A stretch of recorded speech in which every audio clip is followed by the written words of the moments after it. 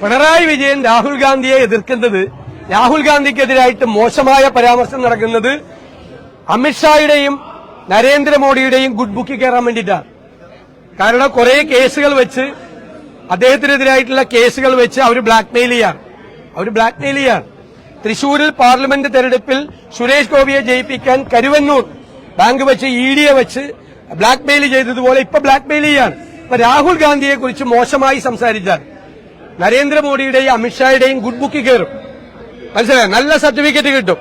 അതിനുവേണ്ടി അവരുടെ മുന്നിൽ 90 ഡിഗ്രിയിൽ കുനിഞ്ഞാണ് ഈ മുഖ്യമന്ത്രി നിൽക്കുന്നത്. അമിത്ഷായും നരേന്ദ്രമോദിയും പറഞ്ഞാൽ ഏത് കടലാസിൽ ഒപ്പിട്ട് കൊടുക്കും. PM ശ്രീയിൽ ഒപ്പിട്ട് വന്നിട്ട് CPIക്കാര് അതിൽ ഒപ്പിടരുത് എന്ന് വാശി പിടിക്കുമ്പോൾ ഒപ്പിട്ട കാര്യം മറച്ചുവെച്ച് മന്ത്രിസഭാ യോഗത്തിൽ ഇരുന്ന കേരളത്തിലെ ആദ്യത്തെ മുഖ്യമന്ത്രിയാണ് പിണറായി വിജയൻ. സ്വന്തം മന്ത്രിമാരെ പോലും കബളിപ്പിച്ചു. ഒപ്പിട്ടിട്ടാണ് അവിടെ വന്നിരിക്കുന്നത്.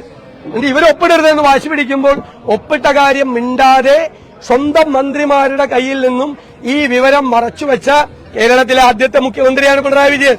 അപ്പൊ അവരെ സൂചിപ്പിക്കാനാണ് പറയുന്നത്.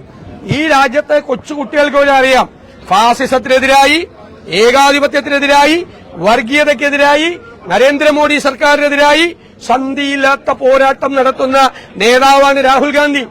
അദ്ദേഹത്തെ വേട്ടയാടുകയാണ്.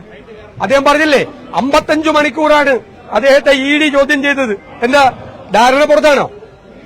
പിണറായി വിജയനോട് എനിക്ക് ചോദിക്കാനുള്ളത്, 55 മണിക്കൂർ ED സുഖമില്ലാത്ത സോണിയാഗാന്ധിയെയും രാഹുൽ ഗാന്ധിയെയും ചോദ്യം ചെയ്തത് ഡീലായിരുന്നോ? പറയുമ്പോ സൂക്ഷിച്ച് നിങ്ങൾ പറയണം.